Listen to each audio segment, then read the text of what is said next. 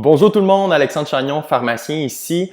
Ça a bougé beaucoup dans le domaine de la pharmacie au cours des dernières semaines et j'ai cru bon faire un petit rappel sur qu'est-ce que le pharmacien peut faire pour vous aider en cette période de distanciation sociale. Donc d'abord, si vos ordonnances viennent à échéance, sachez que le pharmacien peut prolonger la presque totalité des ordonnances disponibles. Donc contactez votre pharmacien. La deuxième chose, c'est que pour plusieurs conditions de santé, le pharmacien peut vous prescrire des médicaments.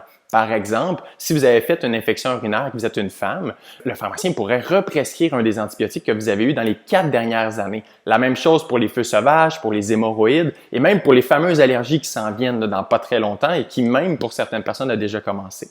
La troisième chose que le pharmacien peut faire, c'est substituer un médicament si celui-ci est en rupture d'inventaire. Ce que vous devez savoir, c'est que pour le moment, la pandémie n'a pas l'air de faire de trop de dommages sur les ruptures d'inventaire. Il n'y en a pas plus qu'avant, il n'y en a pas moins qu'on était habitué. Donc vraiment, à ce niveau-là, il n'y a pas d'inquiétude à avoir.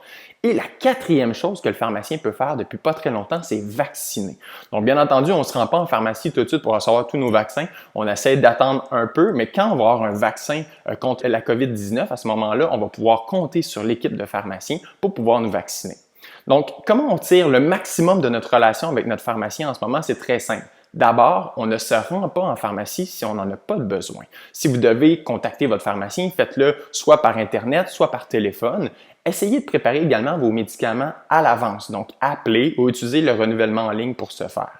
Si vous devez vous rendre absolument à la pharmacie, assurez-vous de ne pas tousser, de ne pas avoir eu une perte soudaine de l'odorat au cours des dernières journées et ne pas faire de fièvre non plus. Si c'est le cas, envoyez quelqu'un d'autre à votre place. Et si vous devez vraiment vous rendre à la pharmacie et que vous pensez à porter un masque artisanal, on sait là, que c'est à la mode ces temps-ci, plusieurs patients qui les portent, devez savoir quelque chose. Donc, la première, c'est que si on porte le masque, on ne doit pas le porter pendant plus de 2 heures. On ne doit pas attendre que le masque soit mouillé parce qu'on perd beaucoup d'efficacité. Si vous avez un masque à la maison que vous voulez le porter, c'est important également de le laver à tous les jours à l'eau chaude et de le porter bien couvert sur le nez jusqu'en bas du menton et d'éviter de toucher à votre masque. C'est très difficile là parce qu'on veut toujours le replacer sur le nez, mais si vous êtes pour porter un masque et y toucher à tout bout de champ, vous êtes aussi bien de ne pas en porter.